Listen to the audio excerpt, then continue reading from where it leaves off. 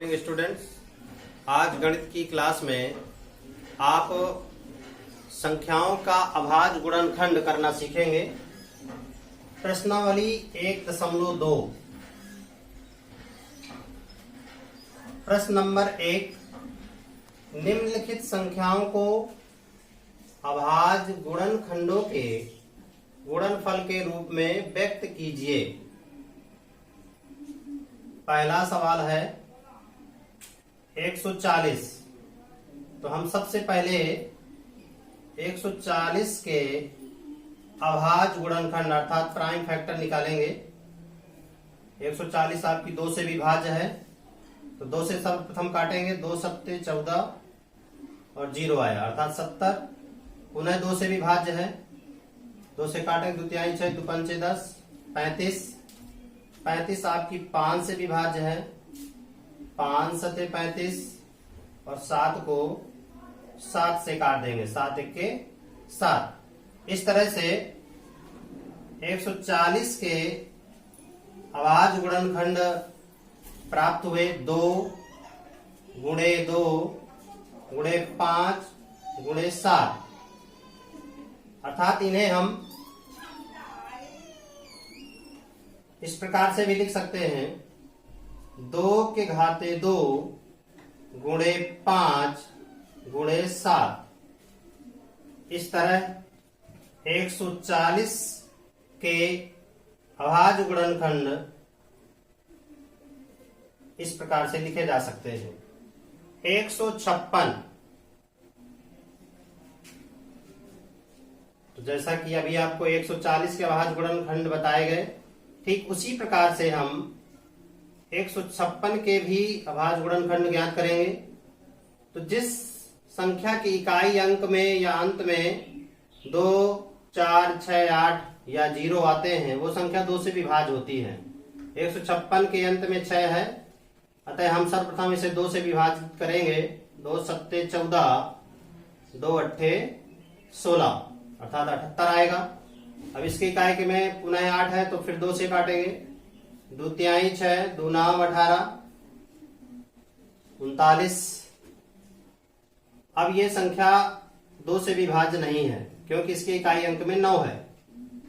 तो 9 3 12 अर्थात अंकों का योग 12 है, अतः ये 3 से विभाज्य है।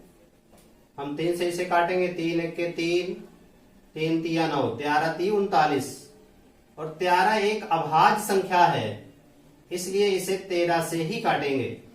कोई भी अभाज्य संख्या अपने से ही विभाजित होती है। इस तरह से 156 के गुणनफल प्राप्त हुए। 2 गुणे 2 गुणे 3 गुणे 13। इसे हम गुणनफल के रूप में इस तरह से लिख सकते हैं 2 के घाते 2, क्योंकि यहां आप देख रहे हैं 2 2 बार है गुणा के रूप में, तो 2 के घाते 2 गुणे 3 गुणे 13 अर्थात 156 के अभाज्य गुणनखंड 2 घाते 2 गुणे 3 गुणे 13 के रूप में लिखे जा सकते हैं। 3825 के भी अभाज्य गुणनखंड ज्ञात करेंगे। तो हम सबसे पहले लेंगे संख्या 3825। अब इस संख्या की इकाई अंक में देखा जाए तो यहां ना तो 0 है ना 2 4 6 8 अर्थात ये संख्या 2 से डिवाइड नहीं है, 2 से विभाजित नहीं है। अब हम 3 से देखेंगे तो अंकों का योग कर लो। 5 2 7 8 7 15 3 18 अर्थात ये संख्या 3 से विभाज्य है। तो हम 3 का इसमें डिवाइड करेंगे अर्थात भाग देंगे। 3 एक 3 3 दूनी 6 2 आपका शेष बचेगा, 2 2 अर्थात 22 हो गया। 3 सते 21 3 पचे 15। अब पुनः देखेंगे कि ये 2 से विभाज्य 3 से विभाज्य है या नहीं। अंकों का योग पुनः करिए। 7 5 12 12 2 14 1 15 अतः पुनः 3 से विभाज्य है।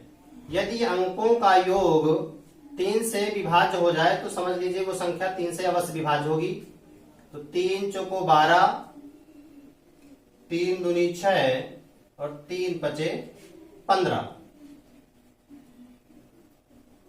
425 आएगा। अब पुनः चेक करेंगे, 5 2 7 4 11, अर्थात अब अंकों का योग 11 है जो 3 से विभाज्य नहीं है, इसलिए यह संख्या 3 से नहीं कटेगी। तो जिस संख्या के अंत में 5 हो या 0 हो वो संख्या 5 से अवश्य ही विभाज्य होती है।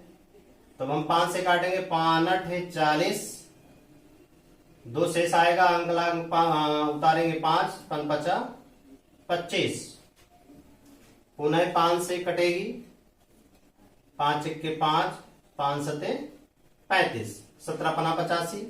अब 17 आपकी एक अभाज्य संख्या है, अतः ये 17 से ही कटेगी, अर्थात 17 1 17। तो हमारी संख्या थी 3825, जिसके अभाज्य गुणनखंड प्राप्त हुए 3 गुणे 3 गुणे 5 गुणे 5 गुणे 17, जिसे हम गुणनफल के रूप में इस प्रकार से लिख सकते हैं 3 के घाते 2, क्योंकि यहाँ 3 2 बार गुणा के रूप में है। इसी प्रकार से 5 2 बार है तो लिखेंगे आप 5 घाते 2 गुणे 17। इस तरह से 3825 के गुणनखंड हुए 3 घाते 2 गुणे 5 घाते 2 गुणे 17, ये इनके अभाज्य गुणनखंड हैं।